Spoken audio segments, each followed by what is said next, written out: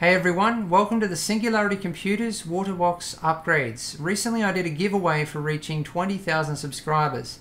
This is first prize and I said that I'm not going to give it away until I've upgraded it. The winners of the giveaway were first prize David's PC channel, second prize The Amazing Gamer 49, third prize Jamal Joyner, and fourth prize BLT1098.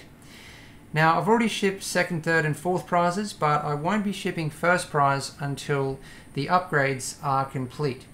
So before I get started, I'll just quickly go over the existing specifications. A Danger Den triple radiator water box, 3 360mm Black Ice SR1s, 9 Enimax magma fans, a Danger Den rad reservoir, 2 Swiftech MCP 655s, the adjustable speed versions, with Bits Power matte black mod kits and a Bits Power acrylic dual D5 mod top, Fezzer red UV tubing and coolant, Bits Power fittings, some Coolant's quick disconnects, a Bits Power X station and some other components. So I'm now getting started, and the first step is to drain the coolant from the water box. I actually built this water box around 2 years ago. It wasn't long after I started my channel, so it definitely needs a coolant change at this point. I used it very heavily up until a few months ago. For the last few months it's just been sitting. I've had it hooked up to a couple of different systems at different times. Now, what a lot of people don't realize is that your tubing is likely to need changing before your coolant. And a lot of the problems that happen in loops with clogging and buildup actually comes from the tubing, and this is a perfect example of that. This tubing is showing signs of breakdown. It has a powdery substance on the outside. It's losing its color. If you touch the tubing, you get the color of the tubing on your hands. So if this is happening on the outside of the tubing, it's definitely happening on the inside. And this substance is being carried around the loop and it's building up on the insides of the components. So I'll definitely be giving these components a good flush. The water box was a little bit more difficult to drain than I expected. You can see that I have the drain tube hooked up to the lower quick disconnect, which is at the lowest point. So you'd think that draining it wouldn't be a problem. I think it's just because of the particular tubing configuration that I have here, and also because of these quick disconnects. They're quite restrictive. These are both things that I'm definitely going to fix in the new design. So I've drained the loop and I'm now starting to dismantle the water box, and I'm concerned that I may not have got all of the coolant out of the loop. So when that happens, I take a little container around with me, either that or something to soak up the liquid, and I just put it underneath each of the fittings as I undo them. So I removed the reservoir first just because it was the most easily accessible component, and now I'm moving on to the pumps. You may have noticed that there's a lot of wiring in behind the pumps there underneath the radiators, and this is because I actually used to run a fan controller with this water box. It was an NZXT fan controller designed to sit on your desk. I had all of the fans hooked up to it, as well as 2 temperature sensors, one for the coolant temperature and one for the ambient temperature. And it was perfect for testing, because that's why I built this water box. That's what I used it for reviewing and testing water cooling components. I used to use it in combination with my test bed, but I found that I just never needed to adjust the fan speed, because the water box was fairly quiet even with 9 fans. I've now removed the filter. This is a coolant filter, and you can see there is some buildup inside. So this is no doubt from the tubing. But considering the amount of time the water box has been up and running and the condition of the tubing, this is not too bad. This is all of the coolant from the water box, and it's a little bit difficult to see, but at the bottom there is quite a number of particles, and this is the same material that's in the filter. I've now removed all of the components except for the radiators and a few fittings, and you can see there is a little bit of dust on the radiator fins, but not much, because I was actually running dust filters with this water box. So I was using DEMCI 360mm magnetic dust filters, and they work extremely well because they have a very fine mesh. But this time I'd like to do things differently to improve the aesthetics. There's a number of different techniques out there for flushing water cooling components. And this is not a technique that I'll use often, because it's not often that I have the situation where I've completely disassembled a system during a coolant change.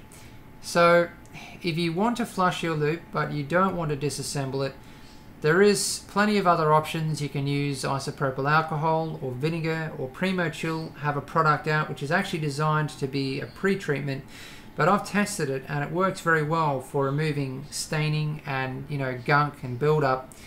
So there is other options, but this is very effective. And, you know, if you have disassembled your system, it's just an easy way of getting everything clean. So I have the 3 radiators set up in series in a bath, and what I'll do is run the flow through them, tap water, warm water actually, for 60 minutes, and then I'll reverse the flow and run it for another 60 minutes.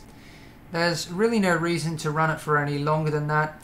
Now, if you are in an area or in a country where there is water restrictions, then you may want to consider one of the other options for flushing that I've mentioned. I live in the tropics, we have massive rainfall and no water restrictions, so it's not a problem. Now, don't use extremely hot water for long periods of time. Anyway, I'm going to continue flushing these radiators, and when they're finished, I'm going to dust clean them and then start looking at the components that I'm going to reinstall into the water box.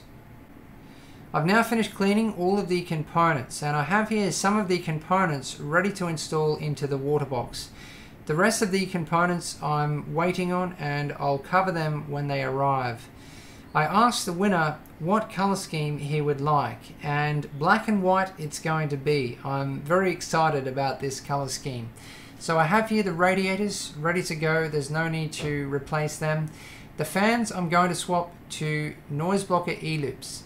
So they're going to fit the color scheme nicely. They're a black and white fan. I have some UN 120mm mounts. I'm going to use these to mount the reservoir to one of the radiators. I have some Silverstone 120mm dust filters, which it turns out I'm not going to use because I'm going to change the fan configuration to push, because noise blocker E-loops can only really be used in push. And if I use dust filters, it's going to cover up the blades, and the fans are a major feature of the build because they fit the black and white color scheme. I'll talk more about what I'm going to do about the dust filters later. I have here a Bits Power 250mm reservoir, and this is actually the triple opening top for it. Now, it does come with that by default, but I rated it for another build, so I had to replace it. This is the clear acrylic version of the res. I have here the pumps, which I've cleaned out. I've replaced the O-rings. I also removed the LED holder from the bottom. I often do that because it really improves the aesthetics, makes them less bulky. All I need to do to these now is customize the lengths of the cables, sleeve them, and replace the connectors. Now, when I filmed this, I was still going to stick with the original black and red color scheme. So I have some Mayhem's X1 UV red coolant. The coolant I'm actually going to use in this build is Mayhem's Pastel Ice White. I have a ModSmart Vandal switch, which I'm going to use to control the lighting, and a temperature gauge, which I'm going to use to monitor the coolant temperature. And I'm either going to mount these on the side or down the bottom at the front. At the front would be a better position because it's going to hide the wiring. I have a Bitfinex Alchemy LED strip, but I haven't yet confirmed what I'm going to use for the lighting. I'll definitely be changing that. Lighting is always something I do towards the end of a build. So that's all of the components that I have so far. Now for some of the ideas that I have. No doubt I'll get more ideas as I go. The water cooling loop is going to be entirely across the bottom of the water box because that's where all of the inlets and outlets are going to be. So similar to before, except I'm going to build it entirely from Bits Power Crystal Link and Bits Power Black Sparkle fittings. I'm going to mount the reservoir on the middle radiator, so it's going to be central. It's going to be a major feature, and it's so big it almost goes right from the bottom to the top of the water box. The pumps I'm going to mount central as well, right in front of the reservoir. Hopefully they will fit there. And I'm going to bolt them down with UN mounts. So they're not going to be floating around like they were before. The lighting I'm going to mount across the top and probably down either side also. The inlet and outlet configuration I am definitely going to change. That was one of the big flaws of this water box to begin with, because the original Coolant's quick disconnects were very restrictive of flow. They were tiny, and they also had barbs. So what I'm going to do is use the latest Coolant's quick disconnects, which have just come out. The design has been much improved, better flow, higher quality. So I'm going to have to try to find some way of going from Crystal Link to the Coolant's quick disconnects. I'll probably use the threaded versions. So that's it for now, and that sums up this video. In the next video, I'm going to complete the water box. So there's a lot to be done. I need to cut and drill some holes. I need to completely assemble it and fill the loop. That sums up this video. Thanks for watching. Please subscribe, like and favorite if you want to see more.